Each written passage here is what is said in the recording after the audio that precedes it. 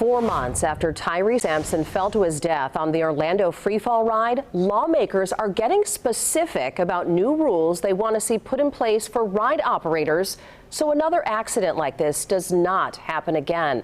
The new rules could include more safety signs at the entrance to these thrill rides, in-depth training for everyone who works on the rides, and forbidding anyone from adjusting seats, sensors, or harnesses that strap riders in.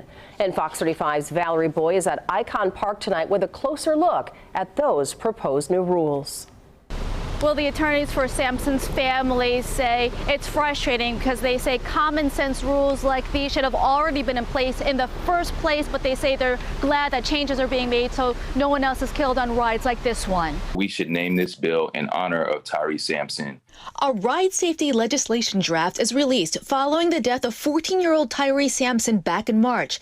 His mother's attorney, Todd Michaels, says if he knew that those dangers applied to him, he would have had the ability to make his own decision. Investigators say the 360-pound teen tragically fell off the freefall ride after someone moved the safety sensors.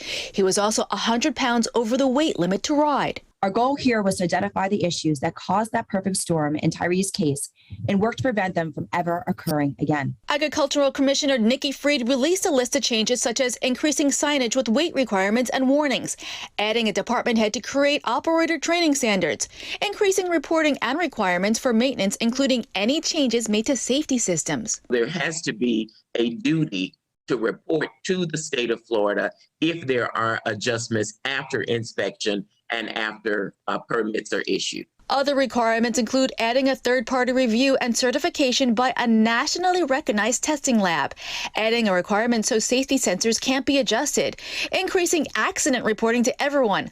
Currently, only hospitalizations are reported. There were individuals who were not feeling well. That's very vague. We need to know specifically what the problems were so that training can be customized. The list also includes adding unannounced visits by inspectors to detect unsafe ride conditions. As you can see, we are taking this accident very seriously. Does she still want it shut down?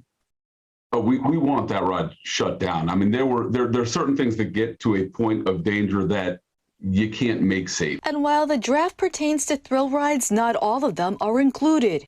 Draft would not pertain to Disney or Universal. What do you think of that? I think that we can never let politics get in the way of safety. Now, attorneys of the Orlando Slingshot ride say they support the framework of this new bill. If lawmakers approve the legislation, it would go into effect on July 1st of next year. However, Senator Bracey hopes to get a special session so he can get this approved even earlier. Reporting off iDrive, Valerie Boy, Fox 35 News.